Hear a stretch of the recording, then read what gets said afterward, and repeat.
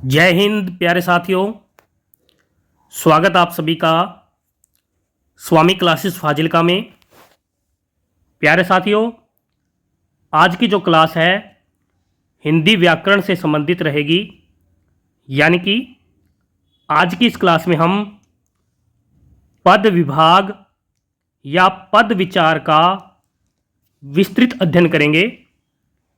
प्यारे साथियों, आज की जो क्लास है ईटीटी कैडर और मास्टर कैडर, इसके साथ ही उन सभी परीक्षाओं के लिए महत्वपूर्ण होने वाली है जिन परीक्षाओं में हिंदी व्याकरण से संबंधित क्वेश्चन पूछे ही जाते हैं। इसलिए वीडियो के अंत तक जुड़े रहें, वीडियो को लाइक और शेयर अवश्य करें। अगर आप हमारे YouTube चैनल पर नए हो तो चैनल को अवश्य सब्सक्राइब करें, बेल आइकन को भी अवश्य दबाएं ताकि आप तक नई क्लास का नोटिफिकेशन पहुंच सके। अगर आपने हमारी वर्ण विचार और शब्द विचार संबंधी वीडियो नहीं देखी है तो आप प्लेलिस्ट में जाकर उन वीडियो को अवश्य देखें और अपनी हिंदी की बेहतर तैयारी करें। प्यारे साथियों, शुरू करते हैं आज की क्लास। शब्द और पद दोनों ही समानार्थी शब्द हैं, लेकिन प्रयोग की दृष्टि से इन दोनों में अंतर है।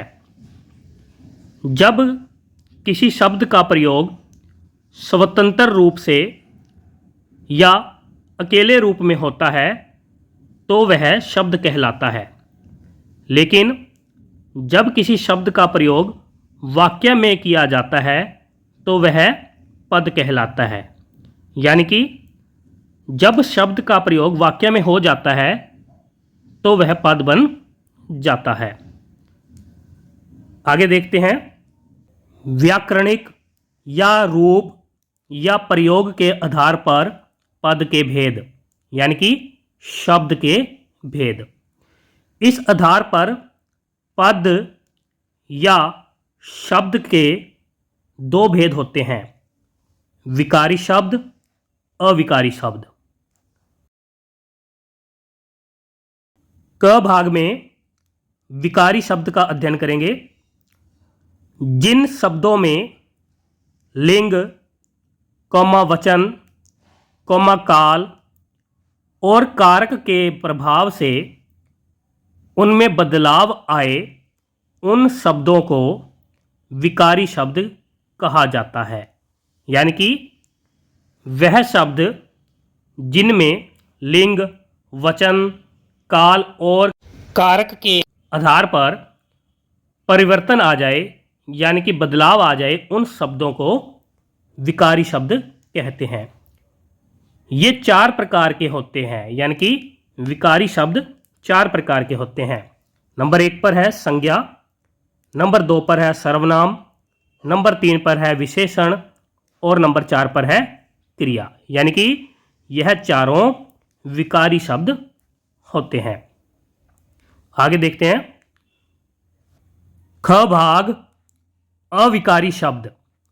जिन शब्दों में लिंग, कौमा वचन, कौमा काल और कारक के कारण कोई भी परिवर्तन नहीं होता है, उन शब्दों को अविकारी शब्द कहते हैं। ये चार प्रकार के होते हैं। नंबर 1 पर है क्रिया विशेषण, नंबर 2 पर है समुच्चय बोधक या योजक, नंबर 3 पर है संबंध बोधक, नंबर 4 पर है विस्मयादि बोधक। संज्ञा। संज्ञा एक विकारी शब्द है।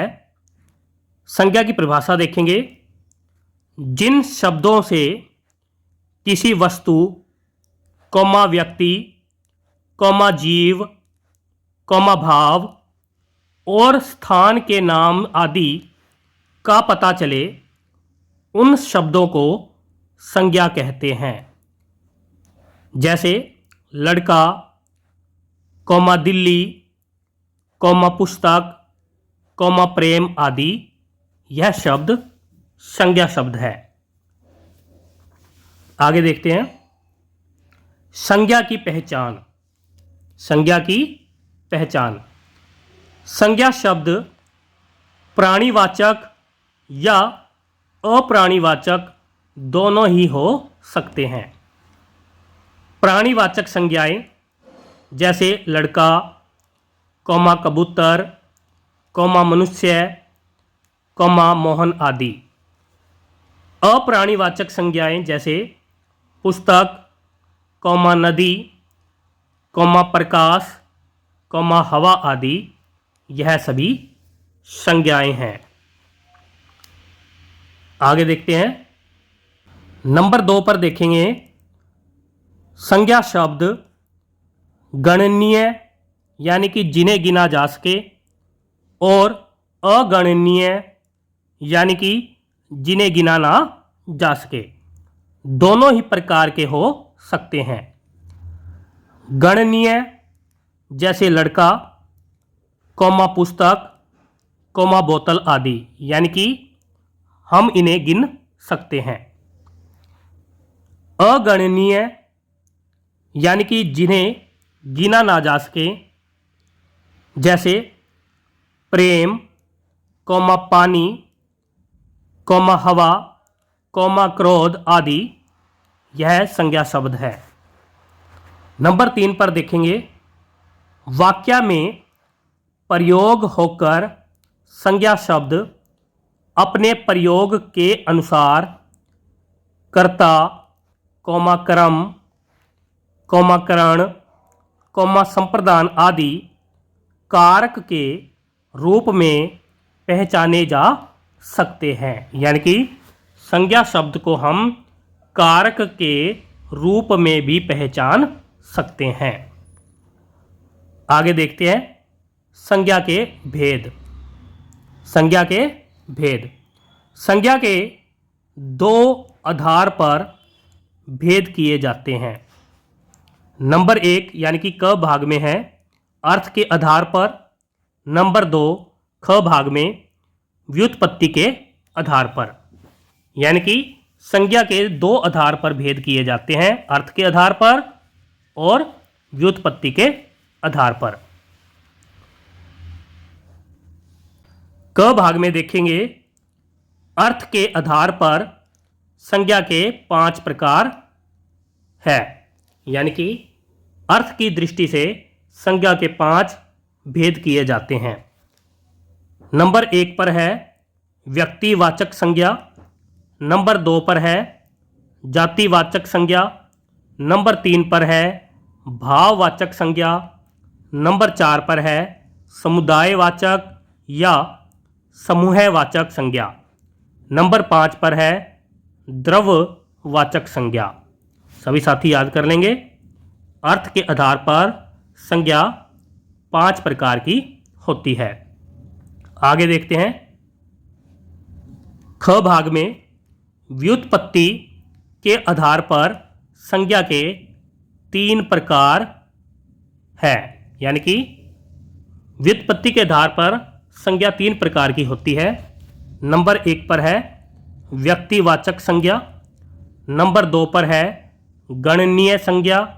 नंबर 3 पर है अगणनीय संज्ञा। विशेष कथन देखेंगे। मूल रूप से संज्ञा के 2 प्रकार होते हैं। क भाग में है यथार्थवाचक संज्ञा। यथार्थवाचक संज्ञा जो है वास्तविक या दृश्य या मूर्त होती है। ख भाग में भाववाचक संज्ञा। भाववाचक संज्ञा जो है अवास्तविक या अदृश्य या अमूर्त होती है। सभी साथी याद कर लेंगे। मूल रूप से देखें तो संज्ञा के 2 भेद किए जाते हैं, यथार्थवाचक संज्ञा, भाववाचक संज्ञा। आगे देखते हैं यथार्थवाचक संज्ञा के आगे 4 प्रकार होते हैं। नंबर 1 पर है व्यक्तिवाचक संज्ञा, नंबर 2 पर है जातिवाचक संज्ञा, नंबर 3 पर है द्रव्यवाचक संज्ञा और नंबर 4 पर है समूहवाचक संज्ञा।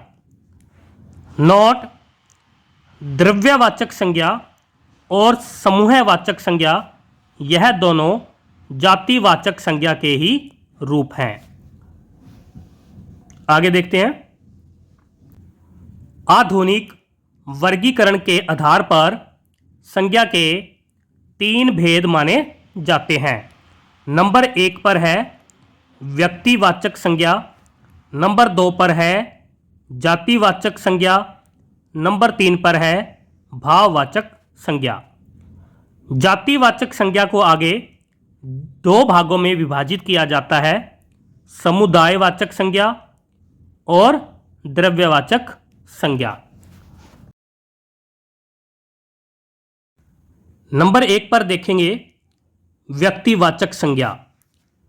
जो शब्द किसी विशेष व्यक्ति, वस्तु, स्थान या प्राणी के नाम का बोध कराते हैं उन्हें व्यक्तिवाचक संज्ञा कहते हैं। व्यक्तिवाचक संज्ञा दृश्य और सदैव एक वचन में होती है। व्यक्तिवाचक संज्ञा लुप्त हो जाती है, यानी कि जो व्यक्तिवाचक संज्ञाएं होती हैं वो लुप्त हो जाती है, यानी कि खत्म हो जाती है। उदाहरण देखते हैं व्यक्तिवाचक संज्ञा के। व्यक्तियों के नाम जैसे भगत सिंह, सरदार पटेल, राम, सीता, मदन आदि व्यक्तिवाचक संज्ञाएं हैं। प्राणियों के नाम जैसे चेतक, कामधेनु, इरावत आदि व्यक्तिवाचक संज्ञाएं हैं। स्थानों के नाम जैसे भारत, जापान, दिल्ली, अमेरिका आदि व्यक्तिवाचक संज्ञाएं हैं।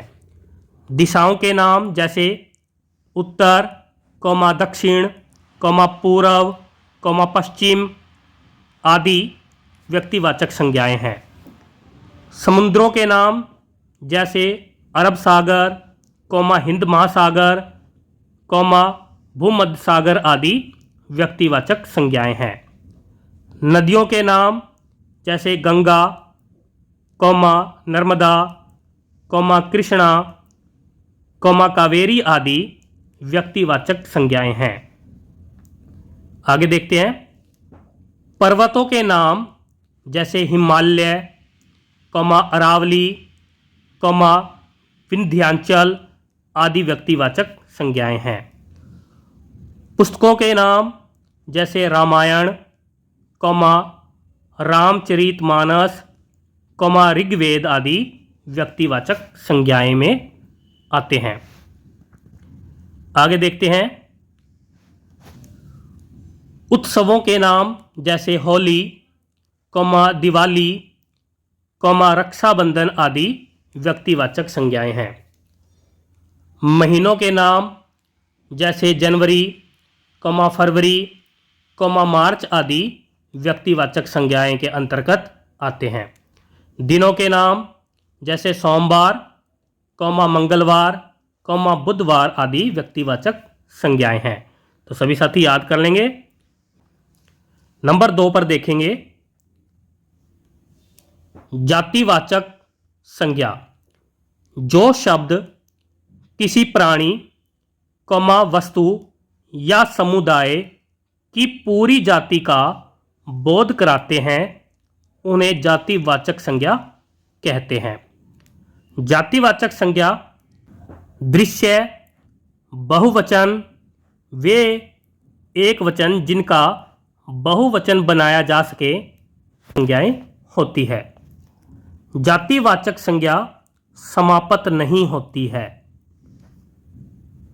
जैसे मनुष्य, लड़का, गाय, बैल, घोड़ा, नर, नारी, नदी, सागर, कौमा किताब, कौमा पर्वत, कौमा शहर, कौमा गांव, कौमा हाथी, कौमा फल, कौमा सब्जी आदि जातिवाचक संज्ञाएं हैं। आगे देखते हैं। नोट में आधुनिक मान्यताओं के आधार पर जातिवाचक संज्ञा के दो उपभेद करके देखा जा सकता है।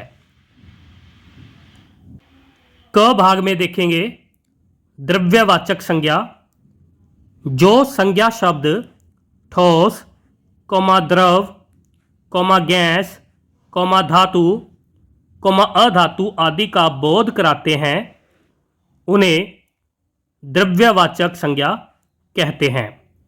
जैसे ठोस, कौमा द्रव, कौमा गैस में लोहा, कौमा हवा, कौमा तेल, कौमा दूध, कौमा पानी, कौमा ऑक्सीजन आदि द्रववाचक संज्ञा आती है।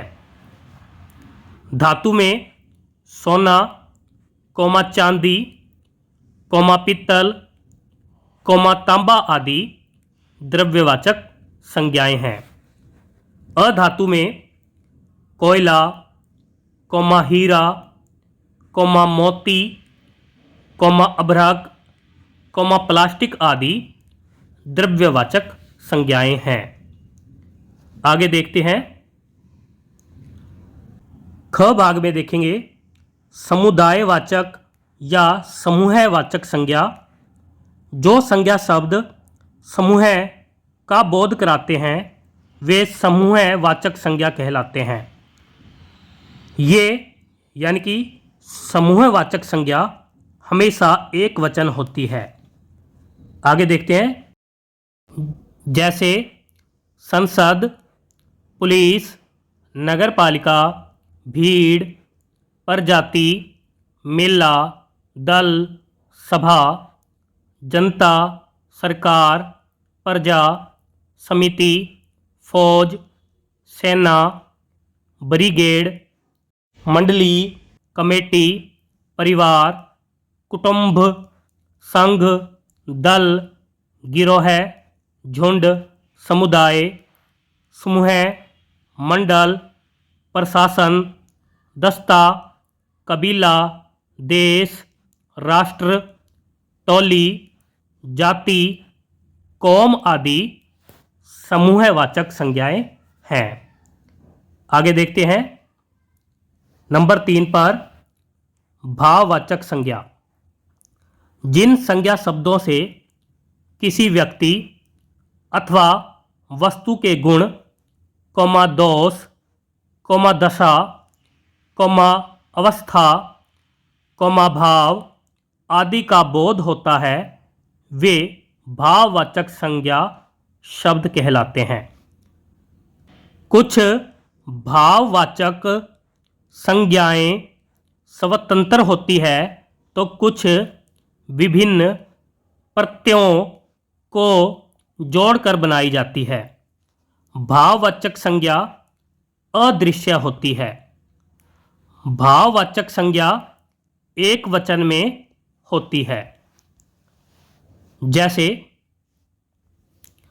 सुंदरता, कुरूपता, चतुरता, ऊंचाई, लंबाई, चौड़ाई, बीमारी, अच्छाई, बचपन, बुढ़ापा, यौवन, जन्म, मृत्यु, भूख, प्यास, हरियाली, आशा, प्रेम, क्रोध, मित्रता, मोह, माया, झूठ, सत्य, प्रशंसा, शांति, निंदा, घृणा, शोक आदि भाववाचक संज्ञाएं हैं।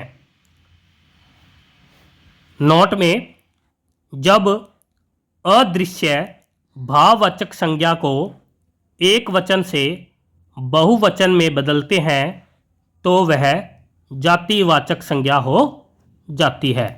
जैसे जवानी एक भाववाचक संज्ञा है, जब इसका बहुवचन बनाते हैं जैसे जवानियाँ, तो यह जातिवाचक संज्ञा हो जाती है। कुर्बानी, जब इसका बहुवचन बनाते हैं कुर्बानियाँ, तो यह जातिवाचक संज्ञा हो जाती है। आगे देखते हैं भाववाचक संज्ञा बनाना, यानी कि भाववाचक संज्ञा को किस प्रकार से बनाया जा सकता है। भाववाचक संज्ञा को 5 प्रकार से बनाया जा सकता है।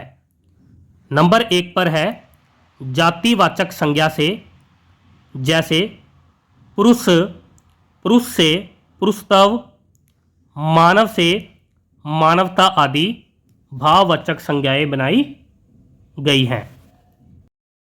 आगे देखो नंबर 2 पर सर्वनाम से, यानी कि सर्वनाम से भी भाववाचक संज्ञाएं बना सकते हैं, जैसे अपना से अपनत्व, निज से निजत्व आदि भाववाचक संज्ञाएं हैं। नंबर 3 पर है विशेषण से, यानी कि विशेषण से भी भाववाचक संज्ञाएं बना सकते हैं, जैसे मीठा से मिठास, सुंदर से सुंदरता, उदार से उदारता आदि भाववाचक संज्ञाएं हैं। नंबर 4 पर है क्रिया से, यानी कि क्रिया से भी भाववाचक संज्ञा बना सकते हैं, जैसे लड़ना से लड़ाई, हंसना से हंसी, थकना से थकावट आदि भाववाचक संज्ञाएं हैं। नंबर 5 पर है अव्यय से, यानी कि अव्यय से भी भाववाचक संज्ञाएं बना सकते हैं, जैसे परस्पर से परस्पर्य, मना से मनाही आदि भाववाचक संज्ञाएं बना सकते हैं। तो सभी साथी याद कर लेंगे। प्यारे साथियों, यहाँ से आगे हम कल की क्लास में अध्ययन करेंगे। आज की इस क्लास में हमने पद विचार के अंतर्गत संज्ञा के बारे में विस्तृत अध्ययन किया है। आशा करता हूँ कि आज की क्लास आपको अच्छी लगी होगी और आज की इस क्लास में आपको बहुत कुछ नया सीखने को मिला होगा। इसी प्रकार से निरंतर अध्ययन करने के लिए चैनल को सब्सक्राइब अवश्य करें, बेल आइकन को भी अवश्य दबाएं ताकि आप तक नई क्लास का नोटिफिकेशन पहुंच सके। वीडियो को लाइक और शेयर अवश्य करें।